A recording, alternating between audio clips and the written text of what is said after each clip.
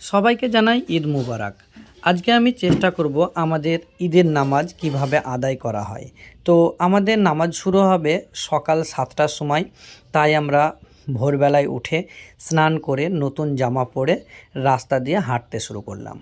কারণ আমাদের বাড়ি থেকে ঈদগার ময়দানটা বেশ দূরে, আর ঈদগার ময়দানে হেঁটে পৌঁছানোটাই সব থেকে উত্তম মনে করা হয়। আমরা রাস্তা দিয়ে হাঁটতে হাঁটতে চলে আসি এবং দুই সাইডে ছোট ছোট দুটো বাজার বসেছে, তার আশেপাশেই কিছু ভিক্ষুক বসে আছে এবং এদিকে যে যেমন পারে সে তেমন কিন্তু দান করে। তো আমরা হাঁটতে হাঁটতে ঈদগার ময়দানে পৌঁছে গেলাম।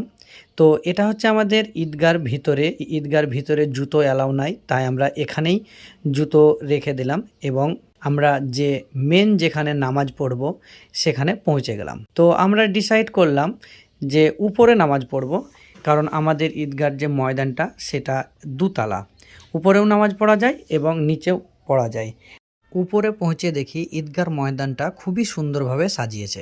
ঈদের নামাজ আপনার ছোট থেকে বয়স্ক পর্যন্ত সবাই নামাজ পড়তে আসে।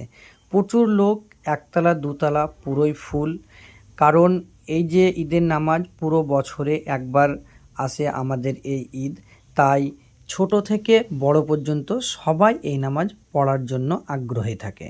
তাই সবাই এই নামাজ পড়ার জন্য আগ্রহী হয়ে এখানে পৌঁছেছে এবং সবাই বসে আছে। কিছুক্ষণের মধ্যেই নামাজ শুরু হবে এবং যারা এখন বেঁচে আছে তাদের জন্যও দোয়া হবে এবং যারা পরকালে চলে গেছে তাদের জন্যও দোয়া হবে। আর প্রায় সবাই একই রকম ড্রেস পরে আছে, তার জন্য খুবই সুন্দর লাগছে। এগুলো হচ্ছে আমার বন্ধু যারা হাই দিচ্ছে এবং ঈদ মুবারক জানাচ্ছে। নামাজের পর প্রতিটা মানুষের জন্য দোয়া করা হয়। এই পৃথিবীতে যতটা মানুষ আছে সবার জন্য দোয়া করা হয়, সে হিন্দু হোক বা মুসলিম হোক।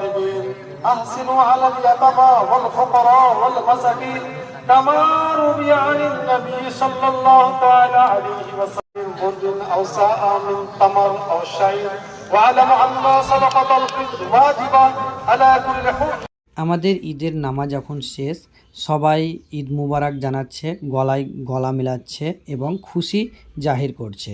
এরপর সবাই নিজের আত্মীয়জনের কবরে কাছে গিয়ে দোয়া করবে এবং দোয়ার পরে সবাই আপন আপন বাড়ি যাবে। এই ছিল আমার একটা ছোট্ট চেষ্টা, আমাদের ঈদের নামাজ কিভাবে আদায় করা হয় সেটা তুলে ধরার চেষ্টা করেছি। সবাই ভালো থাকবেন এবং খুশি থাকবেন। সবাইকে ঈদ মুবারক।